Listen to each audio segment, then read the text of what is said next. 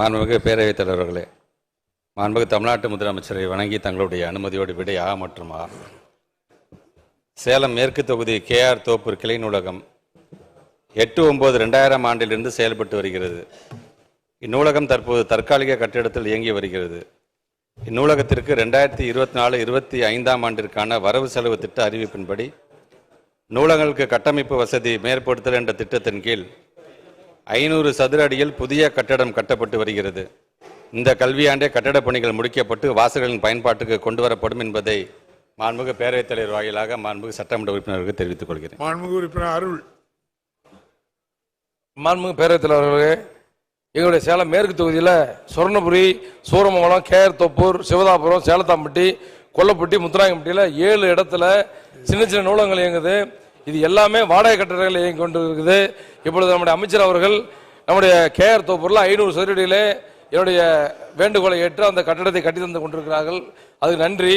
ஆனாலும் கூட அந்த இடத்துல அந்த 500 சதுரடியில் புத்தகங்கள் வைக்க மட்டும்தான் இடம் இருக்குது.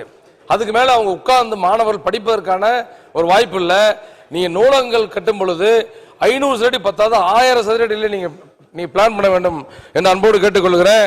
எனது 7 கட்டடத்தில் இப்போ 1 மட்டும் நீங்கள் சொந்த கட்டடம் கட்டி கொடுத்துருக்கீங்க. மீதி 6மே நம்முடைய வாடகை கட்டத்தில் தான் இயங்கி வருகிறது. குறிப்பாக சேலத்தில் பொறுத்த வரைக்கும் சொர்ணபுரியிலையும் சூரமங்கலத்திலையும் ஒரு நல்ல நூலகங்கள். அங்கே போட்டித் தேர்வுக்கு மாணவர்கள் தினசரி 100-150 மாணவர்கள் வந்து படிக்கிற அளவுக்கு ஒரு வாய்ப்பு இருக்கிறது. அங்கே அந்த போட்டித் தேர்வுக்கான புத்தகங்களை நீங்கள் இன்னும் அதிகப்படியான வழங்க வேண்டும்.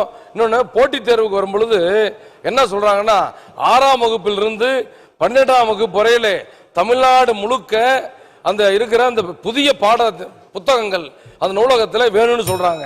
அப்படி இருக்கும் பொழுது மாண்புமிகு முதலமைச்சர் அவர்களும் இங்கே இருக்கிறார்கள். அவரும் கருணையோடு அந்த தமிழ்நாடு இருக்கிற எல்லா நூலகத்துக்கும் அந்த புத்தகங்களை 6ஆம் வகுப்பிலிருந்து 12ஆம் வகுப்பு வரை பாட புத்தகங்களை வழங்க வேண்டும். அதே மாதிரி எங்கள் மேற்கு தொகுதி பொறுத்தவரையிலே 80% முழுக்க நகரப்பகுதி.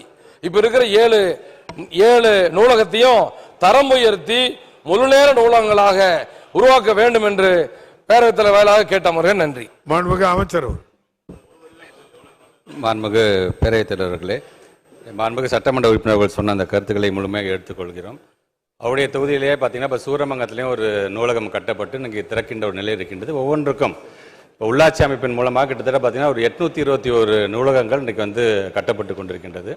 அதில் நம்முடைய சேலம் மாவட்டத்தை பொறுத்தவரைக்கும் கிட்டத்தட்ட 35 நூலகங்கள் இன்றைக்கி கட்டுகின்ற அந்த பணிகளை தங்கள் முழுமையாக ஈடுபடுத்திட்டு இருக்குது. இன்னொன்று, இன்றைக்கி 6ஆம் வகுப்புலேருந்து 12ஆம் வகுப்பு வரைக்கும் படிக்கக்கூடிய நம்முடைய ஸ்டேட் கவர்மெண்டோட சிலபஸ் இருக்கின்ற புத்தகங்கள் தான் போட்டித் தேர்வுக்கு தேவையான பொருத்தமான ஒரு புத்தகம் என்று சொன்னதுக்கு முதல்ல நன்றிகள். ஏன்னா இன்றைக்கு நம்முடைய சிலபஸ்ங்கிறது அந்த மாதிரி இருக்கின்றது. ஸோ காம்படிட்டிவ் எக்ஸாமில் 6 to 12 இருக்கக்கூடிய தமிழ் மீடியம் ஸ்டூடெண்ட்ஸ்க்கும் சரி அல்லது ஆங்கில மீடியம் இருக்கின்ற அந்த புத்தகங்களும் முழுமையாக நான் எந்தெந்த நூலகத்துக்கெலாம் நான் ஆய்வு பண்ணிக்க நான் போகிறேன்னா அப்போல்லாம் பேசிக்காக நான் கேட்கறதே பார்த்திங்கன்னா அதுதான், எங்களுடைய புக்ஸ்லாம் வந்துருச்சா அப்படின்னு கேட்போம். அப்படி இல்லாத பட்சத்தில் டெக்ஸ்ட் புக் கார்பரேஷன் மூலமாக உடனடியாக அந்த நூலகங்களுக்கு நாங்கள் அதை தொடர்ந்து நாங்கள் வழங்கி கொண்டிருக்கின்றோம். மற்றொன்று, நம்முடைய மாண்பு தமிழ்நாட்டு முதலமைச்சருடைய இந்த ஆட்சி காலம்தான் நூலகத்துறையினுடைய பொற்காலம் என்றே நாம் பெருமையோடு எடுத்து சொல்லலாம். ஏன்னா நம்முடைய முத்தமிழர் கலைஞர் கொண்டு வந்த அண்ணா நூற்றாண்டு நூலகம் என்று சொன்னால் நம்முடைய மாண்பு தமிழ்நாட்டு முதலமைச்சர் கலைஞர் பெயரில் ஒரு நூலகம், தந்தை பெரியாருடைய பெயரில் ஒரு நூலகம், எங்களுடைய திருச்சி மாவட்டத்திற்கு தனியாக ஒரு நூலகம் என்றெல்லாம் இதற்கு போட்டி போடுகின்ற விதமாக நம்முடைய மாண்புமிகு துணை முதலமைச்சர் ஒவ்வொரு தொகுதிக்கும் ஒரு கலைஞர் பேரில் ஒரு நூலகம் ஆரம்பிக்க வேண்டும் என்று ஒரு அறிவு சார்ந்த சமுதாயத்தை உருவாக்குகின்ற ஒரு பணியில் இந்த திராவிட மாடல் அரசாங்கம் இன்றைக்கு ஈடுபட்டு கொண்டிருக்கின்றது. பொற்காலம் என்று நான் சொல்வதற்கு காரணம், கிட்டத்தட்ட பார்த்தீங்கன்னா 1958 நூலகங்களுக்கு இது வரைக்கும் வைஃபை வசதிகள் நம்ம மேற்கொண்டிருக்கின்றோம். 108 நூலகங்களுக்கு வந்து virtual reality very first time நம்முடைய ஒட்டுமொத்த இந்தியாவிலே ஒரு ஸ்டேட்டில் வந்து வெர்ச்சுவல் ரியாலிட்டி நம்ம அந்த இதை கொண்டு வந்திருக்கோம் என்று சொன்னால் நம்முடைய தமிழ்நாட்டில் தான் அதை நாம் கொண்டு வந்திருக்கின்றோம். புதிதாக ஆரம்பிக்கப்பட்டிருக்கின்ற மாவட்டங்கள் நீங்கள் வந்து திருப்பத்தூர் எடுத்துக்கிட்டாலும் சரி, ராணிப்பேட்டை, காஞ்சிபுரம், தென்காசியில் கிட்டத்தட்ட அந்த புதிதாக ஆரம்பிக்கப்பட்டிருக்கின்ற மாவட்ட மைய நூலகத்திற்கு தலா 6 கோடி ரூபாய் நீங்கள் ஒதுக்கீடு செய்யப்பட்டிருக்கின்றது. கள்ளக்குறிச்சிக்கும் மயிலாடுதுறைக்கும் இடங்கள் கிடைக்கப்பட்டது என்று சொன்னால் உடனடியாக அதற்கான அந்த பணிகள் நாங்கள் செய்கிறோம். நாங்கள் கண்டிப்பாக நீங்கள் சொல்வது போல் ஒரு அறிவு சார்ந்த சமுதாயத்தை பேரறிஞர் அண்ணா சொன்னது மாதிரி தான் கிட்டத்தட்ட ஒரு 4000 மருத்துவமனையை கட்டினது பெருமை கிடையாது, எங்களுக்கு 300 பாலங்கள் கட்டினது பெருமை கிடையாது, 100 ரேஷன் கடை திறக்கிறது பெருமை கிடையாது, சமுதாயத்தினுடைய அடித்தள இருக்கின்ற ஒரு மாணவன் சமமாக என்றைக்கு மதிக்கப்படுகிறானோ அதுதான் இந்த ஆட்சியோட பெருமை என்று சொல்லியிருக்க. அதற்கு தேவை அறிவு சார்ந்த சமுதாயம். அந்த அறிவு சார்ந்த சமுதாயத்துக்கு தேவை எங்களுடைய நூலகத்துறையுடைய பங்கு என்பது அதிகம் என்கின்ற வகையில் தான் இன்றைக்கு அதிகப்படியான ஒரு முதலீடை இன்றைக்கு நூலகத்துறையில் நம்முடைய தமிழ்நாடு முதலமைச்சர் செய்து கொண்டிருக்கிறார். நீங்கள் கவலைப்பட வேண்டாம். நீங்கள் சொல்வது மாதிரி அந்த புத்தகங்கள் தேவைப்படுகின்ற பட்சத்தில் அது கண்டிப்பாக வழங்கப்படும். 500 சதுர அடி என்று சொல்லுங்க, ஒட்டுமொத்தமாக யூனிஃபார்ம் 500 சதுர அடி நாங்கள் செய்து கொண்டிருக்கோம். அந்த 22 லட்சம் ரூபாய் என்பது கட்டடம் கட்டுவதற்காக மட்டுமல்ல, அது இருக்கிற தளவாட பொருட்கள், அங்கே அமர்ந்து படிப்பதற்கான வசதிகள் என்று இன்றைக்கு எல்லாமே சேர்த்து அந்த 22 லட்சம் ரூபாய் ஒதுக்கீடு செய்யப்படுகிறது. இருந்தாலும் மாண்புமிகு தமிழ்நாட்டு முதலமைச்சருடைய கவனத்துக்கு கொண்டு சென்று அதை அதிகப்படுத்த முடியுமா என்கின்ற அந்த பரிசீலனையும் அரசாங்கம் செய்யும் என்பதை பேரவைத் தலைவர் வாயிலாக நம்முடைய மாண்புமிகு சட்டமன்ற உறுப்பினர் தெரிவித்துக் கொள்கிறேன். மாண்புமிகு உறுப்பினர் அருள். மாண்புமிகு பேரவைத் தலைவர்களே, அறிவுசார் மையம் கடந்த கூட்டத்தொடரில் நான் வேண்டுகோள் வச்சேன், சேலம் மாவட்டத்துக்கு அறிவுசார் மையம் வேணும்னு. அதை மாண்புமிகு தமிழ்நாடு முதலமைச்சர் அவர்கள் எங்களுக்கு அறிவித்திருக்கிறார்கள். அதையும் சேலம் மேற்கு தொகுதி என்பது சேலத்தின் மையப்பகுதி, அந்த மேற்கு தொகுதியிலே நல்ல ஒரு இடமா பார்த்து அந்த அறிவுசார் மையத்தை ஆரம்பிக்க வேண்டும் என்று அன்போடு கேட்டு, இங்க புதுசா எழுத்தாளர்கள் நிறைய புத்தகங்கள் எழுதுகிறார்கள். அந்த புத்தகங்கள் எழுதும் பொழுது அவங்களால மார்க்கெட்டிங் பண்ண முடியல. ஒரு முறை ஒரு புத்தகத்தை விற்க முடியலன்னா அந்த எழுத்தாளர் என்ன பண்றாங்கன்னா மனம் நொந்து இனிமே புத்தகமே எழுதாத ஒரு நிலைக்கு போயிடுறாங்க. அந்த நிலையை மாற்றுவதற்காக புதிதாக புத்தகங்களை எழுதும் எழுத்தாளர்களை ஊக்குவிக்கும் வண்ணமாக அவர்கள் வெளியிடுகிற புத்தகத்தை தமிழ்நாடு அரசாங்கமே கொள்முதல் செய்து நூலகங்களை வைக்க வேண்டும்.